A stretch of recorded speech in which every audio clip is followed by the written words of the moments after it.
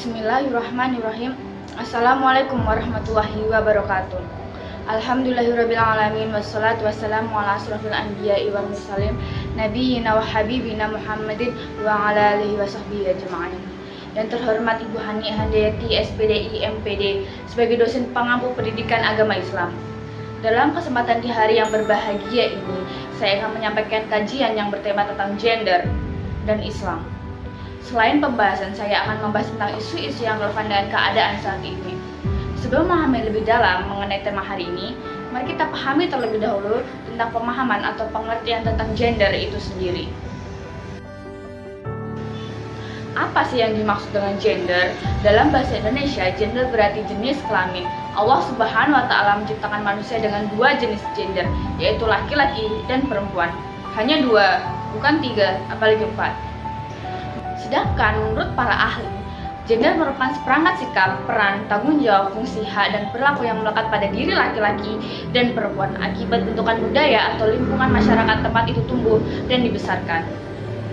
Secara umum, gender bermakna sebagai perbedaan yang bersifat sosial budaya yang merupakan nilai yang mengacu pada sistem hubungan sosial yang membedakan fungsi serta peran dari laki-laki dan perempuan. Dikarenakan perbedaan biologis atau kodrat yang masyarakat kemudian dibakukan menjadi budaya dan seakan tidak lagi bisa ditawar. Untuk pembahasan berikutnya yaitu kesetaraan gender atau keadilan gender. Menurut pemirsa, mana yang lebih tepat? Kesetaraan gender sendiri merupakan kondisi kesamaan bagi laki-laki dan perempuan untuk memperoleh kesempatan serta hak-haknya sebagai manusia agar mau berperan dan berpartisipasi dalam kegiatan politik, hukum, ekonomi, sosial budaya, pendidikan, pertahanan, keamanan nasional, serta kesamaan dalam menikmati hasil pembangunan. Berikutnya, keadilan gender. Membahas tentang kesetaraan gender mengutip dari pandangan Ustazah Imas Fatimah Zahra. Dalam ceramahnya, beliau membahas tentang keadilan gender. Karena menurut beliau, bahasa yang lebih tepat yaitu keadilan gender, bukan persamaan gender. Mengapa demikian? Meski setara itu tidak selalu sama, tapi yang dibutuhkan adalah keadilan. Karena setiap manusia memiliki perannya masing-masing.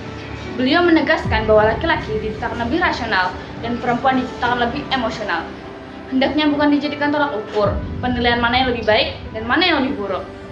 Karena hal tersebut bukanlah sebuah kekurangan bagi perempuan memiliki emosional yang lebih mendominasi. Hal tersebut memang Allah Subhanahu wa Ta'ala ciptakan supaya perempuan bisa menjadi keseimbangan dalam kehidupan. Karena jika misalnya semua orang mengedepankan logika dan rasionalnya, maka kehidupan ini tidak akan berjalan. Oleh karena itu, Allah Subhanahu wa Ta'ala menciptakan pembanding. Ada yang lebih condong kepada emosional dan ada yang lebih condong kepada rasional. Sehingga hal tersebut bukanlah sebuah hal yang harus disepelekan. Hal ini tersebut ada aturannya bahwa laki-laki akan menjadi pemimpin dan perempuan harus menaatinya ketika sudah dipersamakan.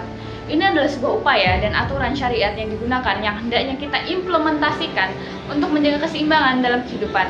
Ustazah Imas Fatimah Zahra kembali menegaskan bahwa jika menuntut setara sama artinya kita melawan fitrah. Namun setara bukan berarti kita tidak berhak untuk mendapatkan keadilan.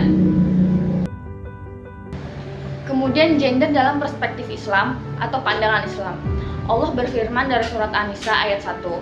Wahai manusia, bertakwalah kepada Tuhanmu yang telah menciptakan kamu dari diri yang satu Adam, dan Allah menciptakan pasangannya Hawa dari dirinya.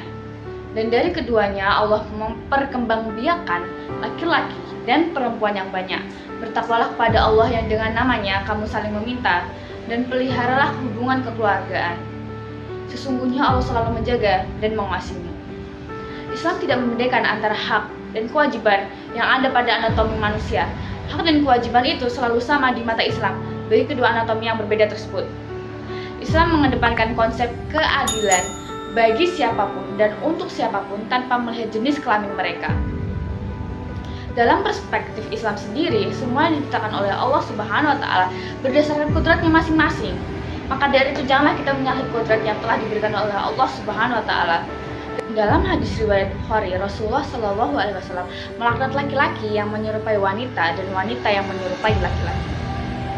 Sungguh miris pada zaman ini telah kembali maraknya adanya kaum-kaum yang menyalahi kodrat yang telah diberikan oleh Allah Subhanahu wa Ta'ala. Bukan hanya menyalahi cara penampilan, tetapi juga orientasi seksual, seperti kaum transgender dan LGBTQ. Semoga kita selalu diberikan perlindungan dan dijauhkan dari perbuatan maksiat dan hal-hal yang menyimpang dari kodrat yang telah diberikan oleh Allah Subhanahu wa taala. Sekian yang dapat saya sampaikan mengenai gender dan Islam. Bila ada kata yang kurang berkenan di hati para pemirsa, mohon maaf yang sebesar-besarnya. Kebaikan datang dari Allah Subhanahu wa taala dan kesalahan datang dari saya sebagai manusia biasa yang tak luput dari lupa, salah, dan dosa. Bayi merangkak di atas tanah, merangkak sampai ke belakang rumah. Semoga pidato ini membawa berkah untuk lentera di alam barzah. Demikian kiranya, dan akhir kata saya ucapkan terima kasih. Wassalamualaikum warahmatullahi wabarakatuh.